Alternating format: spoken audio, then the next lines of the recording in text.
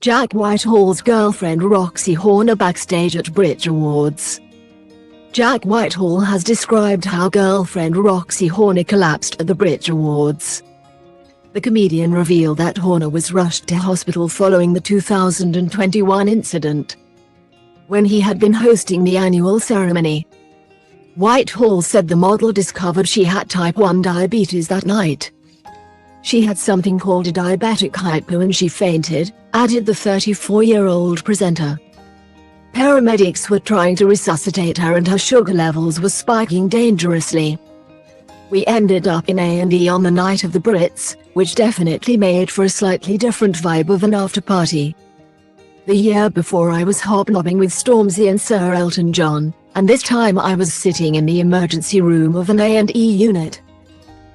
Next to a Scottish gentleman who smelled of special brew, he continued. Whitehall then poked fun at the situation, stating that his girlfriend's reaction had been a result of pop star Harry Styles being at the music bash. The Brits is obviously the worst place to have a medical emergency as the only doctor in the house was dressed, he said during his gig at Southend-on-Sea, Essex, this week. To be fair, I was experiencing quite a lot of the symptoms of a diabetic hypo while I was watching Harry as well. Before the May 2021 diagnosis, Horner said she had felt tired and exhausted all the time. I had no energy, she said. I couldn't even go for a walk. It was draining. I felt like I was dying.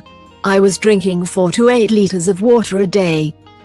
Horner, who has since gone on to raise awareness, said of Whitehall, who she's been with for 3 years, "Jack's been my absolute rock, he's so lovely.